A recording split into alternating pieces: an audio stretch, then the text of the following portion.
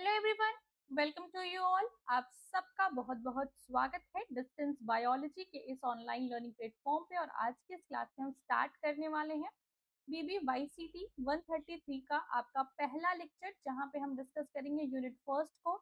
और unit first में आपको पढ़ना है इकोलॉजी, और इसी पेपर में आपको एक और टॉपिक पढ़ना है जिसका नाम है टेक्सोनॉमी। तो पहले हम इकोलॉजी से स्टार्ट करेंगे और इकोलॉजी के टॉपिक कंप्लीट करने के बाद हम टेक्सोनॉमी भी डिस्कस करेंगे। तो यूनिट फर्स्ट में आपको इकोलॉजी के बारे में डिस्कस करना है कि इकोलॉजी क्या होती है, इसमें हम किन चीजों के बारे में स्टडी करते हैं, इसकी कुछ हिस्ट्री के बारे में आपको समझना है कि इकोलॉजी की हिस्ट्री क्या है, कौन कौन से साइंटिस्ट ने किस तरीके से अपना जो है कि बताया इसके बारे में। साथ ही साथ कुछ वर्ड्स हैं, कुछ डिफिनीशन है, कुछ टर्म्स हैं जिसके बारे में इस क्लास में हम समझेंगे, जैसे कि ऑर्गेनिज्म क्या होता है, पॉपुलेशन क्या होता है, कम्युनिटी क्या होती है, बायोम क्या होता है, बायोस्फीयर्स क्या होते हैं। इसके साथ ही साथ और ecology, SIM ecology, population ecology, community ecology, ऐसे ऐसे बहुत सारे टर्म्स हैं जो कि इस क्लास में हम पढ़ेंगे। और ये आपके एग्जाम पर्सपेक्टिव के साथ ही साथ पूरा का पूरा जो दो आपके पास ब्लॉक है, आपको पता है 4 ब्लॉक में से आपको 2 ब्लॉक जो है वो पढ़ने हैं। किसके बारे में? 2 ब्लॉक्स आपको पढ़ने हैं, ब्लॉक नंबर फर्स्ट और ब्लॉक नंबर सेकंड।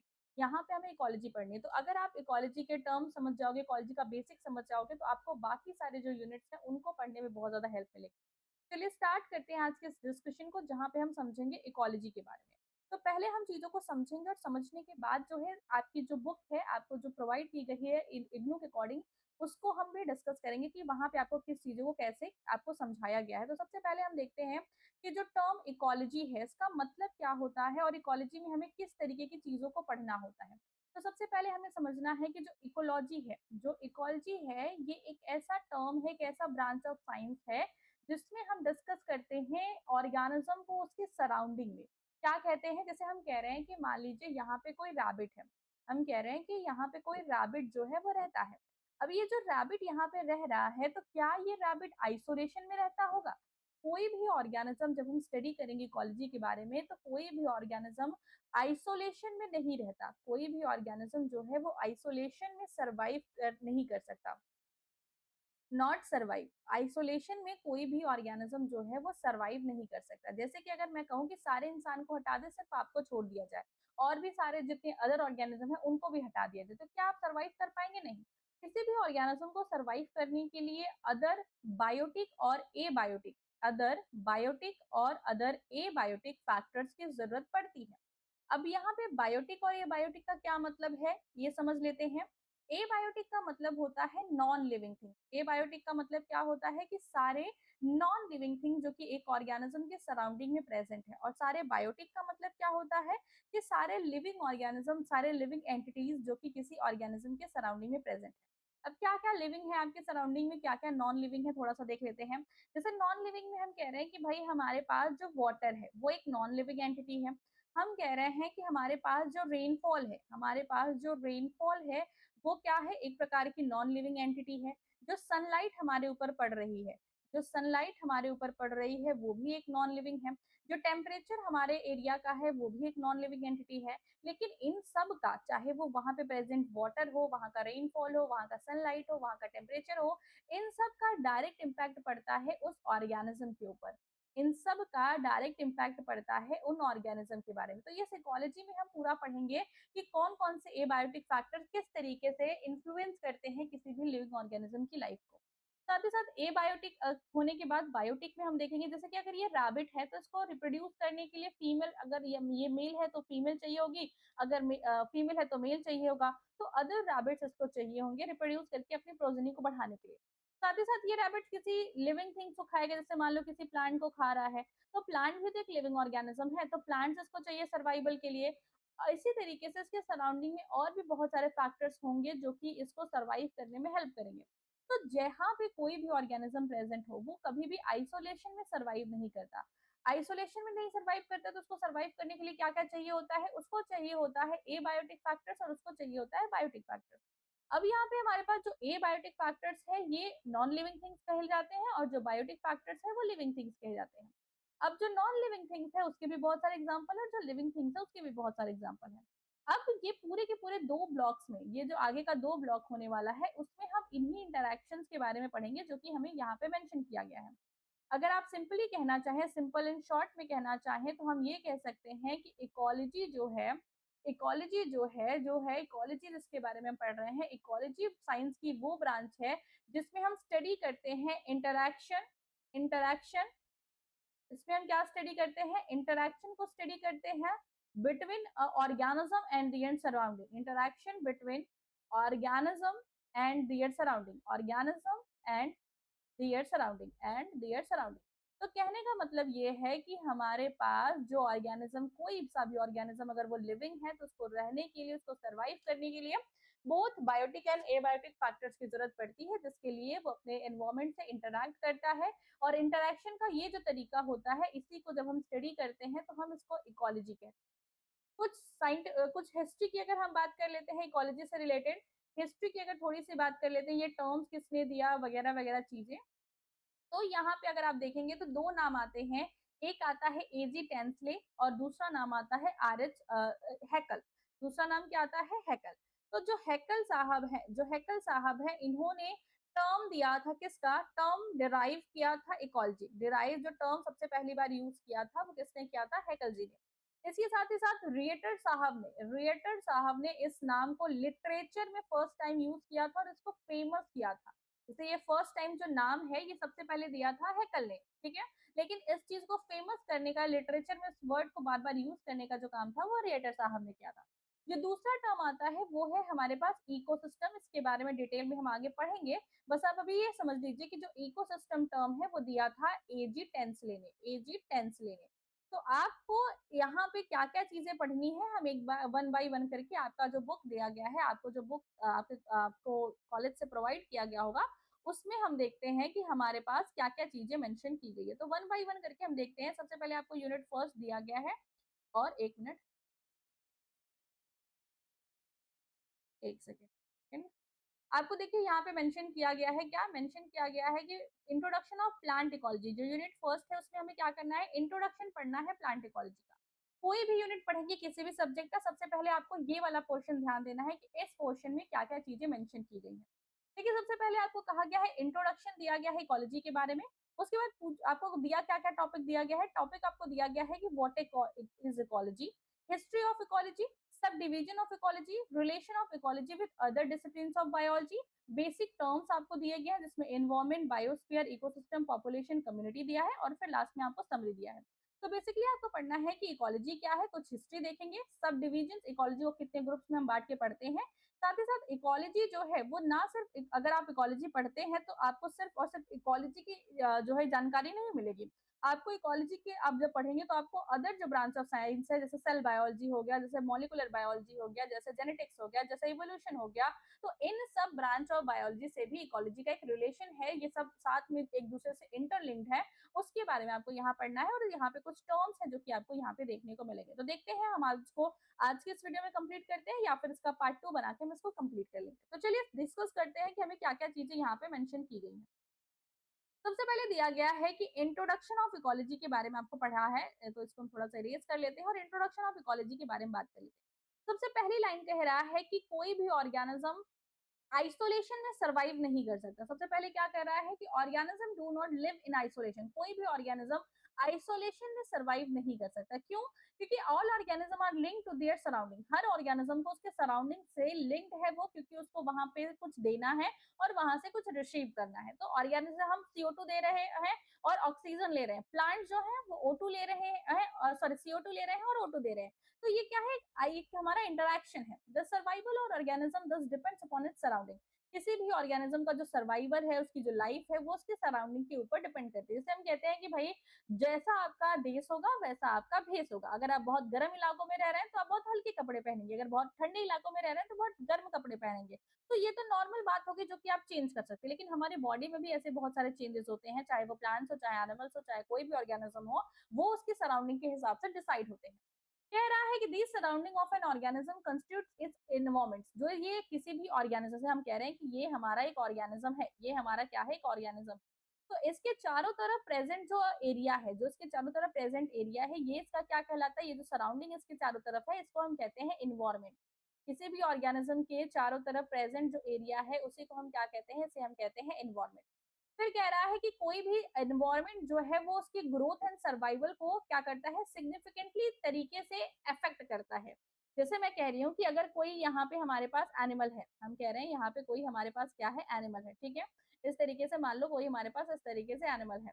अब ये जो एनिमल है, ये अगर इसको प्रॉपर फूड दिया जाएगा, अगर इसको क्या दिया जाएगा, प्रॉपर फूड दिया जाएगा, तो क्या होगा कि ये इसका ग्रोथ जो है वो अच्छे से होगा।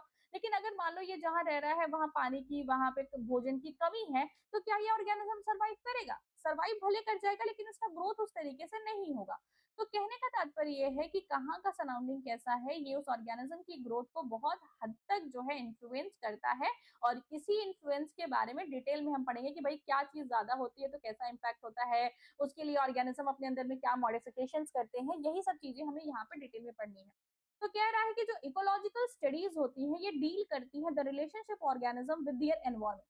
किसी भी ऑर्गेनिज्म का जो रिलेशनशिप है उस ऑर्गेनिज्म का उसके एनवायरनमेंट के साथ, मतलब कोई ऑर्गेनिज्म है उसका क्या रिलेशनशिप है उसके एनवायरनमेंट के साथ, ही कैसे इन्फ्लुएंस कर रहा है एनवायरनमेंट उसको और वो एनवायरनमेंट को, यही चीज हमें पढ़नी है कहाँ पे, इकोलॉजी के अंदर। और ये यूनिट इसी के बारे में हमें बेसिक कॉन्सेप्ट देती है। यहाँ पे हम बहुत ज्यादा डिटेल नहीं पढ़ेंगे, हम पढ़ेंगे कि बेसिक क्या है इकोलॉजी का। आपको कह रहा है एक्सपेक्टेड लर्निंग आउटकम। आप इस यूनिट को अगर पढ़ते हो तो आपको क्या क्या चीजें समझ में आएंगी। सबसे पहले आपको वेरियस इकोलॉजी से रिलेटेड टर्म समझ में आ जाएगा, जिसमें एनवायरमेंट है, पॉपुलेशन है, कम्युनिटी है, इकोसिस्टम है और इकोस्फीयर है। इसके इन टर्म्स के बारे में आपको बहुत अच्छे से समझ में आ गया, जिसमें से एनवायरमेंट के बारे में आपने कुछ कुछ चीजें जान ली।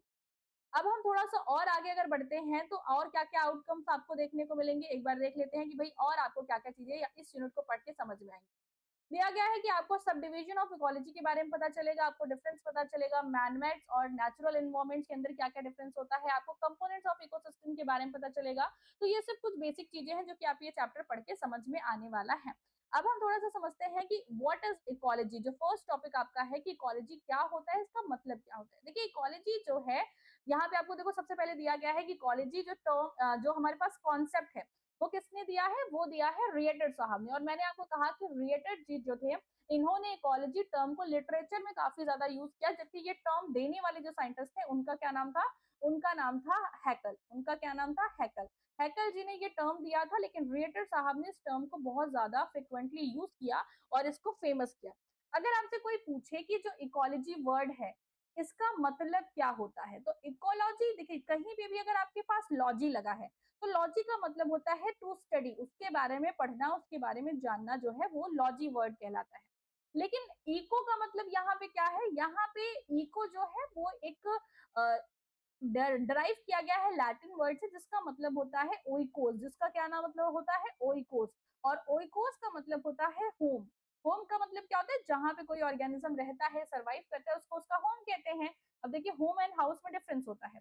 तो होम जो है किसी ऑर्गेनिज्म का, उसके बारे में स्टडी करने को, किसी ऑर्गेनिज्म के होम के बारे में जो स्टडी होती है, इसी को हम क्या कहते हैं, इसी को हम कहते हैं इकोलॉजी। तो यही चीज आपको यहाँ पे दी गई है कि जो इकोलॉजी टर्म है इसमें दो वर्ड्स होते हैं, पहला है ओइकोस और दूसरा होता है लॉगस। जिसमें ओइकोस का मतलब होता है होम और लॉगस का मतलब होता है स्टडी। अब यहाँ पे ये जो टर्म है, देखिए सबसे पहले दिया गया है कि ये टर्म सबसे पहले क्वाइंड किया था। अगर आपसे कोई पूछे कि सबसे पहले ये टर्म किसने दिया था, तो इनका नाम है अर्नस्ट हैकल। अर्नस्ट हैकल ने सबसे पहले ये नाम जो है इंट्रोड्यूस किया था। और इसका लिटरल मीन होता है स्टडी ऑफ फॉर्म, किसी के और किसी ऑर्गेनिज्म के घर के बारे में, जहां वो रहता है उस एरिया के बारे में स्टडी करने को हम इकोलॉजी कहते हैं। According to him, ecology is the branch of science which deal with the study of interaction between living organism and their surrounding. वही बात बार बार कही जा रही है कि कोई लिविंग ऑर्गेनिज्म है, उसका जो सराउंडिंग है उसके साथ उसका इंटरेक्शन क्या है, उसका क्या है इंटरेक्शन क्या है, एनवायरमेंट के पर्सपेक्टिव से ऑर्गेनिज्म का क्या इंपॉर्टेंस है और ऑर्गेनिज्म के पर्सपेक्टिव से एनवायरमेंट का क्या इंपॉर्टेंस है, इनके जो रिलेशनशिप है, इसी को स्टडी करने के लिए हम जो साइंस ऑफ ब्रांच का यूज करते हैं उसे हम इकोलॉजी कहते हैं। अब देखिए इकोलॉजी का डिफिनेशन आपके एग्जाम में आपसे पूछ सकता है, इसलिए मैंने आपको बार बार अलग अलग तरीके से इसको समझाने की कोशिश की है। और मुझे इतना उम्मीद है कि आपको ये चीजें समझ में आई होंगी। अब देखिए हिस्ट्री ऑफ इकोलॉजी में बहुत सारा चैप्टर्स आपको यहाँ पे मेंशन किया गया है हिस्ट्री ऑफ इकोलॉजी में। लेकिन हिस्ट्री ऑफ इकोलॉजी से उतने ज्यादा क्वेश्चंस आपको एग्जाम में देखने को मिलते नहीं है। तो अगर आप चाहें तो आप इसमें से कुछ फेमस फेमस साइंटिस्ट के नाम और वो क्या कहते हैं इकोलॉजी के बारे में वो थोड़ा सा समझ सकते हैं। लेकिन एग्जाम पर्सपेक्टिव से आपको बहुत ज्यादा याद नहीं करनी है, ऐसा नहीं करने बैठना है कि जितने भी साइंटिस्ट के नाम दिए गए सबको बैठ के याद करने लगे, ऐसा नहीं करना है। सबसे पहले दिया गया है even since man occupied this plant, वो बहुत ज्यादा लिंक था अपने सराउंडिंग से। मतलब कि अगर हम अर्ली ह्यूमंस की बात करें, जब इवोल्यूशन धीरे धीरे स्टार्ट हुआ था, तो उसको जो भी चीज चाहिए होता था वो डायरेक्ट अपने एनवायरमेंट से लेता। खाना खाना है, फल फूल तोड़ लिया, कपड़े पहन, मतलब कपड़े तो इतना पहनता नहीं था, अगर पहनना भी है, ठंडी लग रही है तो कोई पेड़ की पत्ती, पेड़ का छाल लपेट लिया। तो इस तरीके से वो अपने एनवायरमेंट से, उसको चाहे फूड चाहिए, चाहे शेल्टर चाहिए रहने के लिए जगह, या फिर क्लोथिंग चाहिए, वो अपने सराउंडिंग से उसको ले लेता था। इसीलिए थ्रियोफेस्टस एक बहुत ही बड़े जो हमारे पास बहुत ही पहले के साइंटिस्ट हैं जिन्होंने बॉटनी के फील्ड में बहुत सारा काम किया था। इन्होंने कहा था कि जो कोई फर्स्ट पर्सन है, उन्होंने इकोलॉजिकल अप्रोच को दुनिया के सामने प्रस्तुत किया था, और इन्वायरमेंट को, उसके जो ऑर्गेनिज्म है उससे इंटर रिलेशन के बारे में इन्होंने यहाँ पे बताया है। लेकिन आपको ये सब चीजें बहुत ज्यादा डिटेल में नहीं पढ़नी है, तो मैं तो यही सजेस्ट करूंगी, आप इसको स्किप कर सकते हैं। आपको यहाँ पे भी बहुत सारे नाम दिए गए हैं। अगर आप चाहें, अगर आपको ये लग रहा है कि नहीं मुझे बहुत अच्छे से समझना है, पढ़ना है, तो आप चाहें तो इसमें से कुछ फेमस फेमस साइंटिस्ट के नाम मैं बता देती हूँ, जिनके वर्क और जिनके कंट्रीब्यूशंस के बारे में आप पढ़ सकते हैं। तो आप यहाँ पे फर्स्ट अर्नस्ट हैकल के बारे में पढ़ सकते हैं। आप यहाँ पे जे वार्मिंग के बारे में पढ़ सकते हैं। उसके साथ ही साथ आप यहाँ पे कुछ और लोग हैं उनके बारे में भी पढ़ सकते हैं, जैसे कि यहाँ पे आपको दिया गया है टेंशले के बारे में, आप टेंशले के बारे में पढ़ सकते हैं, एल्टॉन के बारे में पढ़ सकते हैं, और रॉन्केट्स के बारे में पढ़ सकते हैं। तो ये कुछ साइंटिस्ट हैं जिनके नाम दिए गए हैं कि वो किस किस फील्ड में से रिलेटेड काम वो कर रहे हैं। तो ये आप पढ़ सकते हैं, ठीक है। अब हमारा जो नेक्स्ट टॉपिक है वो है सब डिवीजन ऑफ इकोलॉजी, जहां से भर भर के क्वेश्चंस आपके एग्जाम, आपके असाइनमेंट्स में देखने को मिलते हैं। ठीक है, सब डिवीजन ऑफ इकोलॉजी का मतलब क्या है? इकोलॉजी एक बहुत बड़ा ब्रांच है। इकोलॉजी जो है वो एक बहुत बड़ा ब्रांच है, और इकोलॉजी का ये जो बहुत बड़ा ब्रांच है, इसको समझने के लिए हमने इसको कुछ सब ग्रुप्स में डिवाइड किया है। सब ग्रुप्स का मतलब क्या है? जैसे आपके पास कोई बहुत बड़ा एक पूरी कंट्री है, कंट्री को हम स्टडी करने के लिए, कंट्री में कोई भी काम करने के लिए हम क्या करते हैं, उसको स्टेट में डिवाइड कर देते हैं। कंट्री को काम करने के लिए हम क्या करते हैं, उसको स्टेट में डिवाइड कर देते हैं, मल्टीपल स्टेट हो जाता है। मल्टीपल स्टेट में फिर हम डिफरेंट डिस्ट्रिक्ट्स डिवाइड कर देते हैं, डिफरेंट मंडल डिस्ट्रिक्ट्स, फिर उसके बाद ब्लॉक्स, गांव, सब ऐसे डिवाइड कर देते हैं ताकि चीजें में बहुत अच्छे से समझ में आ सके। तो उसी तरीके से इकोलॉजी को भी स्टडी करने के लिए हम ऐसा ही कुछ करते हैं कि इकोलॉजी जो है वो अच्छे से आपको समझ में आए। इसलिए हमने सबसे पहले इकोलॉजी को ऑन द बेसिस ऑफ जो हमारा ऑर्गेनिज्म होगा स्टडी के लिए, उसके आधार पे इकोलॉजी को हम दो ग्रुप्स में डिवाइड कर देते हैं। क्या कहते हैं, हम इसको नेक्स्ट पेज पे लिख लेते हैं। हम क्या कह रहे हैं कि भाई हमारे पास जो इकोलॉजी है, इसको हम डिवाइड करेंगे छोटे छोटे सब डिविजन्स में, ताकि हमें इकोलॉजी का जो स्टडी है वो काफी आसानी हो करने में। तो हम क्या कह रहे हैं, हम कह रहे हैं कि भाई जो इकोलॉजी वर्ड्स है, इसको इकोलॉजी तो हमारे पास कॉन्सेप्ट है, इसको हम दो ग्रुप्स में डिवाइड करेंगे on the basis of organism, जिसके बारे में हम स्टडी कर रहे हैं। तो पहला जो है वो है हमारे पास ऑट इकोलॉजी। पहला हमारे पास क्या है, ऑट इकोलॉजी। पहला हमारे पास क्या है, ऑट इकोलॉजी। और दूसरा हमारे पास है सिन इकोलॉजी। दूसरा हमारे पास क्या है, सिन इकोलॉजी। अब ये ऑट इकोलॉजी और सिन इकोलॉजी क्या होता है, एक बार इसके बारे में ध्यान से समझिए। देखिए, ऑट का मतलब है यहाँ पे ऑटो, ऑटो का मतलब होता है सेल्फ। यहाँ पे हम कह रहे हैं कि जब हम किसी एक सिंगल ऑर्गेनिज्म या फिर उस स्पीसीज के बारे में, एक सिंगल ऑर्गेनिज्म या फिर कभी कभी उस स्पीसीज के बारे में स्टडी करते हैं कि भाई ये ऑर्गेनिज्म कैसे सर्वाइव करता है, कैसे न्यूट्रिशन लेता है, कैसे यहाँ पे मूव करता है, कैसे अपना पूरा रिप्रोड्यूस करता है। जब हम किसी एक ऑर्गेनिज्म के ऊपर स्टडी कर रहे हैं कि हाँ भाई वो ऑर्गेनिज्म सराउंडिंग से कैसे इंटरेक्ट करता है, और ऑर्गेनिज्म किस तरीके से यहाँ पे सर्वाइव करता है, तो उसे हम कहते हैं ऑटिकोलॉजी। सेनेकोलॉजी का मतलब होता है ग्रुप ऑफ ऑर्गेनिज्म। मतलब कि अगर कोई पॉपुलेशन है, अभी पॉपुलेशन क्या है आपको नहीं पता होगा, लेकिन अब ये समझिए कि जो पॉपुलेशन है, अगर वो रहता है, अगर कोई कम्युनिटी रहती है, मतलब ऑर्गेनिज्म से बड़ा कोई भी लेवल ऑफ जो हमारे पास ग्रुप है, उसके अगर हम उसकी इंटरेक्शन की स्टडी करते हैं तो उसे हम सिनेकोलॉजी कहते हैं। आप यहाँ पे ध्यान से देखेंगे, अगर पढ़ेंगे आप इसके लाइंस को, तो कह रहा है कि हम क्या करते हैं, हम डिवाइड करते हैं टू डिफरेंट पार्ट्स में प्लांट इकोलॉजी को। एक बार हम पेन चेंज कर लेते हैं, प्लांट इकोलॉजी को दो डिफरेंट ग्रुप्स में हम यहाँ पे डिवाइड करते हैं। उसके बाद कह रहा है कि जैसे हम किस किस ग्रुप में डिवाइड करते हैं, ऑट इकोलॉजी और सिनेकोलॉजी, ऑट इकोलॉजी और सिनेकोलॉजी। अब इसमें हमें ऑट इकोलॉजी में क्या पढ़ना है, it is the study of individual species in relation to their environments. मतलब कि कोई एक इंडिविजुअल स्पीसीज होगा, उसका उसके एनवायरमेंट से प्रति क्या रिलेशनशिप है, इसे हम क्या कहते हैं, ऑट इकोलॉजी कहते हैं। जबकि सिन इकोलॉजी में क्या कह रहा है कि यहाँ पे हम किसी पॉपुलेशन की या कम्युनिटी की स्टडी करते हैं। पॉपुलेशन मतलब उस स्पीसीज के जितने भी ऑर्गेनिज्म इस एनवायरमेंट में होंगे, उनका इंटरेक्शन, उनका रिलेशन जो है उस एनवायरमेंट के साथ क्या होगा, उसे हम कहते हैं पॉपुलेशन। जबकि कम्युनिटी, वहां पे प्रेजेंट सारे लिविंग जो फैक्टर्स होते हैं, उनके ग्रुप्स को हम कम्युनिटी कहते हैं। तो जब हम बड़े लेवल पे इकोलॉजी को स्टडी करते हैं तो उसे हम सिन इकोलॉजी कहते हैं। जब हम किसी एक ऑर्गेनिज्म, किसी एक इंडिविजुअल स्पीसीज को को लेकर स्टडी करते हैं तो उसे हम ऑट इकोलॉजी कहते हैं। अबाउट इकोलॉजी में आपको क्या क्या पढ़ना है कि जो ऑर्गेनिज्म या जो स्पीसीज आप स्टडी कर रहे हो उसका जियोग्राफिकल डिस्ट्रीब्यूशन क्या है। जियोग्राफिकल डिस्ट्रीब्यूशन का मतलब ये है कि अगर मान लो कि ये पूरा हमारा अर्थ है, तो इस अर्थ की कौन कौन से हिस्से पे वो स्पीसीज पाई जाती है, क्या वो ट्रॉपिकल में पाई जाती है, टेम्परेट में पाई जाती है, कहाँ कहाँ पे पाई जाती है। साथ ही साथ उसका टेक्सोनॉमिक पोजीशन क्या है, वो कौन सी फैमिली में आता है, कौन से किंगडम में आता है, उसका ऑर्डर क्या है, उसका क्लास क्या है, वो सिर्फ उस स्पीसीज के बारे में हम डिस्कस करेंगे। उसके मॉर्फोलॉजिकल कैरेक्टरिस्टिक फीचर्स क्या है, वो रिप्रोडक्शन कैसे करते हैं, उसका लाइफ साइकिल कैसा है, उसका बिहेवियर अदर स्पीसीज के साथ क्या है, एनवायरमेंट के साथ क्या है। जब हम किसी एक स्पीसीज के ऊपर फोकस होकर स्टडी करें, जैसे हम कह रहे हैं कि हम ह्यूमंस के बारे में पढ़ेंगे, तो ह्यूमंस में हम पढ़ेंगे कि भाई ह्यूमंस जो है वर्ल्ड के कौन कौन से हिस्से में पाया जाता है। ह्यूमन का टेक्सोनॉमिकल पोजीशन मतलब वो किंगडम एनिमेलिया में आता है, उसका ऑर्डर्स क्या है, कॉर्डेटा है कि नॉन कॉर्डेटा है, वो कौन कौन से क्लास में आता है, कौन सी फैमिली में आता है, वो सब हम पढ़ेंगे। और मॉर्फोलॉजिकल कैरेक्टर्स, हाथ पैर नाक आंख कान कैसे हैं, रिप्रोडक्शन कैसा है, लाइफ साइकिल कैसा, तो यहाँ पे सिर्फ हम ह्यूमंस की बात करेंगे या किसी एक सिंपल स्पीसीज की बात करेंगे। जबकि सिन इकोलॉजी में हम वहां पे प्रेजेंट किसी जियोग्राफिकल एरिया में प्रेजेंट सारे लिविंग फैक्टर्स की बात करेंगे, तो इसे हम सिन इकोलॉजी कहते हैं। उसके बाद कह रहा है it is also been classified into two broad type upon the study of habitat. कह रहा है कि जो हमारे पास सिन इकोलॉजी है, इसको फर्दर हम दो ग्रुप्स में डिवाइड कर देते हैं। एक है हमारे पास aquatic habitat, aquatic ecology, aquatic ecology, और दूसरा है हमारे पास टेरेस्ट्रियल इकोलॉजी, टेरेस्ट्रियल इकोलॉजी। यहाँ पे एक्वेटिक का मतलब ये है कि वो लाइफ जो कि वाटर के अंदर पाई जाती है, और वो लाइफ जो कि अर्थ के ऊपर मतलब जो हमारा जो मिट्टी वाला हिस्सा है वहां पे पाई जाती है, उसे हम टेरेस्ट्रियल कहते हैं। तो इस तरीके से आपको यहाँ पे दिया गया है एक्वेटिक इकोलॉजी, जहाँ पे लिविंग ऑर्गेनिज्म जो है फ्रेश वाटर, एस्चुरीज या फिर मराइन वाटर। फ्रेश वाटर मतलब वो जो पीने वाला पानी होता है जिसका जो सॉल्ट कंसेंट्रेशन होता है बहुत कम होता है। एस्चुरीज जो है वो मराइन से ज्यादा इसमें सॉल्ट होता है, लेकिन फ्रेश वाटर मराइन से कम होता है, लेकिन फ्रेश वाटर से ज्यादा होता है। तो किसी भी प्रकार का वाटर हो, चाहे उसमें सॉल्ट का कंसेंट्रेशन एकदम कम हो या ज्यादा हो, किसी भी तरीके का हो, तो उसे हम क्या कहते हैं, उसे हम एक्वेटिक कहेंगे। पानी तो पानी, पानी अगर किसी भी ऑर्गेनिज्म का जो लाइफ है वो पानी के अंदर होता है, तो उसे हम क्या कहते हैं, उसे हम कहते हैं कि ये एक्वेटिक इकोलॉजी है। लेकिन वहीं पे अगर कोई ऑर्गेनिज्म जो है, चाहे फॉरेस्ट के अंदर, चाहे ग्रासलैंड के अंदर, चाहे तो हमारे पास किसी क्रॉपलैंड में, डिजर्ट हैबिटेट में, मतलब एक तरीके से अगर जो सॉइल वाला हिस्सा है वहां पे ग्रो करता है, तो उसे हम टेरेस्ट्रियल इकोलॉजी कहते हैं। कुछ और टर्म्स दिए गए हैं जो कि आपको समझने हैं कि इकोलॉजी के कुछ और टाइप्स दिए गए हैं, जैसे कि ऑर्गेनिज्म इकोलॉजी। ऑर्गेनिज्म में मैंने आपको कहा कि सिंपल एक ऑर्गेनिज्म होगा, उसके अकॉर्डिंग हम डिस्कस करेंगे कि भाई हमारे पास जो लिविंग फैक्टर्स है वो किस तरीके का, क्या उसका इम्पैक्ट है, किस तरीके से वो इन्फ्लुएंस करता है अपने इन्वायरमेंट को। तो ऑर्गेनिज्म जो इकोलॉजी है, ये रिलेशनशिप होता है एक लिविंग ऑर्गेनिज्म का उसके बायोटिक और एबायोटिक फैक्टर्स के साथ। मतलब कि जैसे मैंने आपको खरगोश वाला एग्जाम्पल बताया।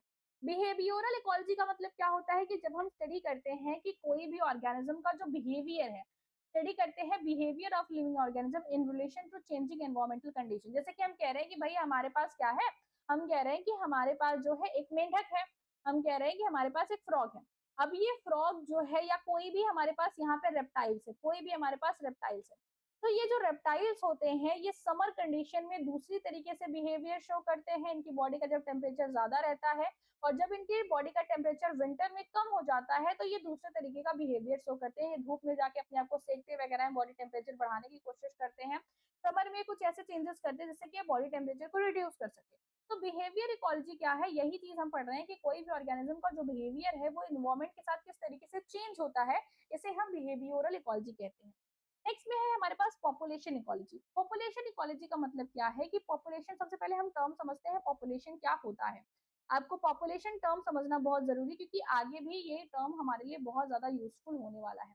तो हम पढ़ रहे हैं पॉपुलेशन का मतलब क्या होता है। देखिए, सबसे पहले अगर हम पॉपुलेशन वर्ड समझने की कोशिश करें, तो पॉपुलेशन वो टर्म होता है, जैसे कि हम कह रहे हैं कि यहाँ पे हमारे पास एक इंडिविजुअल है, एक हमारे पास क्या है, इंडिविजुअल है। इस तरीके से हमारे पास एक इंडिविजुअल है, तो इसे हम क्या कहेंगे, इंडिविजुअल कहेंगे। जब कोई एक ऑर्गेनिज्म हमारे पास प्रेजेंट होगा तो इसे हम क्या कहेंगे, इंडिविजुअल।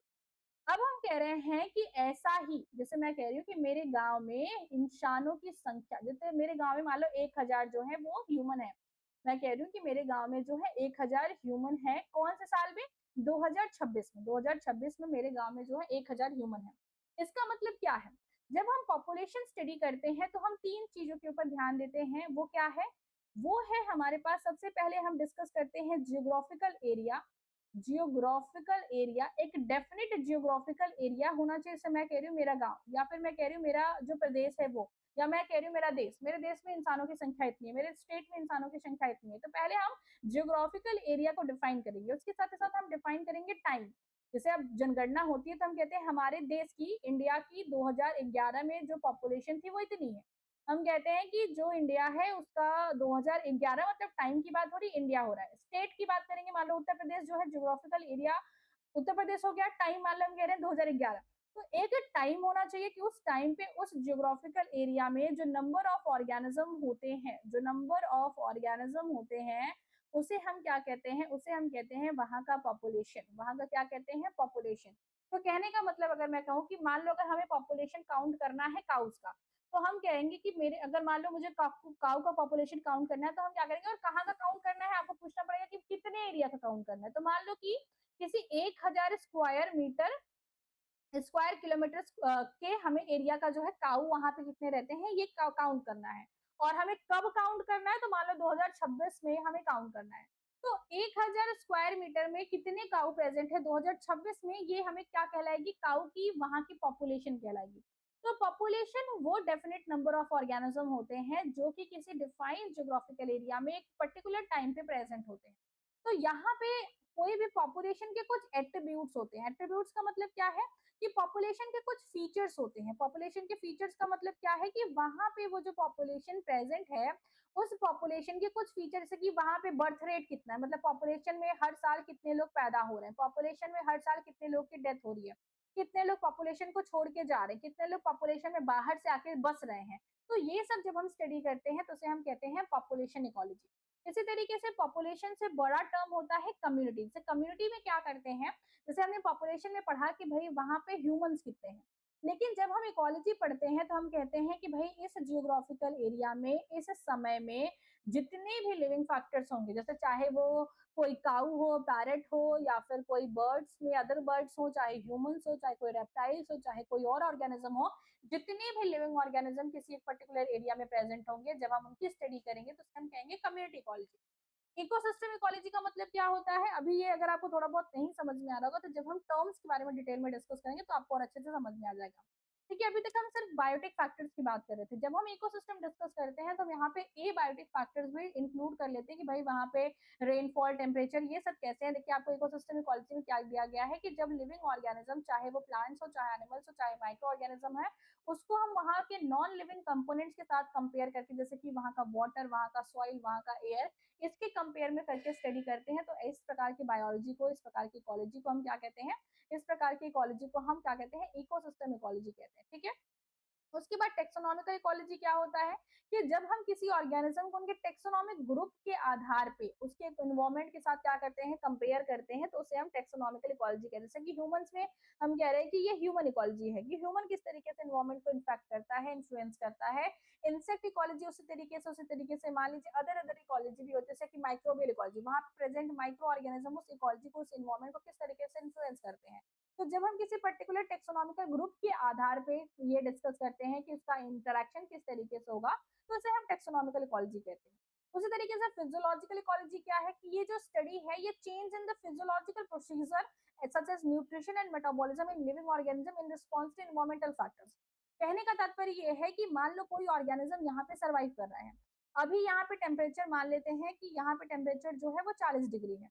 अगर ये टेम्परेचर तुरंत गिर के 20 डिग्री हो गया या फिर तुरंत बढ़ के 50 डिग्री हो गया, तो इसमें सरवाइव करने के लिए वो ऑर्गेनिज्म की बॉडी में उनके न्यूट्रिशन को एब्जॉर्ब करने में, उनके मेटाबॉलिज्म में जो रिस्पॉन्स होंगे, उसे हम क्या कहेंगे, फिजियोलॉजिकल इकोलॉजी कहेंगे। उसी तरीके से केमिकल इकोलॉजी, प्लांट, यहाँ पे हमारे पास एनिमल्स या फिर इंसेक्ट जो है वो अपने प्रोडक्शन ऑफ केमिकल सब्सटेंस को किस तरीके से इन्फ्लुएंस करते हैं, वो हमें पढ़ना है। पेलियो इकोलॉजी क्या होता है कि जो पहले का प्रेजेंट लाइफ है, मतलब जो हमारे पास लाइफ पहले एक समय पे धरती पे प्रेजेंट था लेकिन अब प्रेजेंट नहीं है, उस इकोलॉजी के का इन्वायरमेंट पे क्या इम्पैक्ट पड़ता है, इसे हम पेलियो इकोलॉजी कहते हैं। ज्यादा से ज्यादा आपको पूछा क्या जाएगा, इसमें इंपॉर्टेंट क्या है, पॉपुलेशन इकोलॉजी इंपॉर्टेंट है, कम्युनिटी और यहाँ पे इकोसिस्टम इकोलॉजी, ये तीनों बहुत इंपॉर्टेंट है, तो ये तो करके जाना ही जाना है।